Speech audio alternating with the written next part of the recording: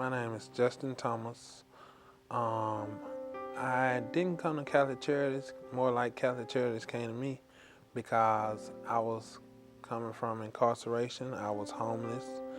I went to, I call them state facilities, like for homeless shelters, like Bishop Ott.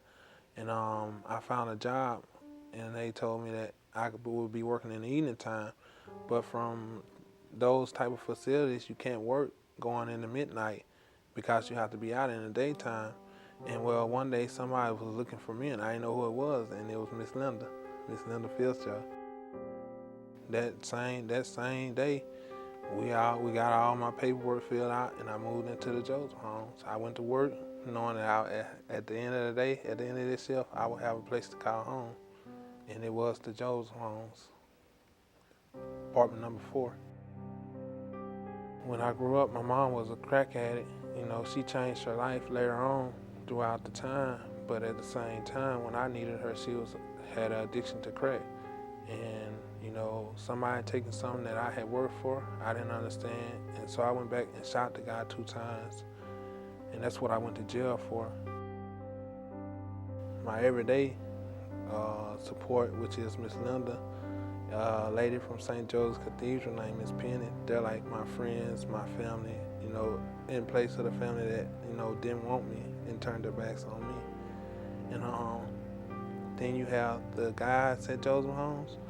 You know, we meet every Thursday, and we all sit amongst each other and we talk, along with some of the other people that are a part of Joseph Homes. They have people who serve us food on Thursdays for the meeting, and they're a part, their affiliation with us. Actually having someone to actually sit there and tell you what they feel like is right and how they succeed in life and how they found success, you know, it's more of a momentum and it's like an edge.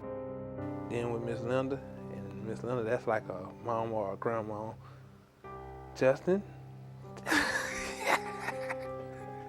So that's my support. I mean, that's my momentum. They're gonna be there because they have compassion. You know, then they have the big office where you can go and try to, you know, seek employment counselors and seek guidance on how to get jobs and stuff. Somebody at Catholic Charity gave me these shoes because all my shoes were raggedy. You know, some of my clothes come from Catholic Charities because they have a little boutique in the restroom, in a portion of the restroom where the hallway stand, where you can go and pick out clothes if you don't have many clothes. They'll give you something decent to wear in case you get a job interview or in case you need something decent to wear. Even if I did lose my job, if I learn to say like I'm supposed to be doing while I'm in Catholic Charities, listening to my counselors and listening to Miss Laverne, who works for Catholic Charities, and Miss Linda, and save my money right, then I can go on for maybe 2 or 3 months.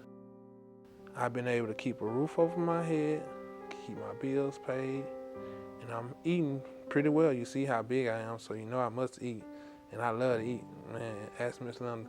I be tearing food up on Thursday night at the meeting.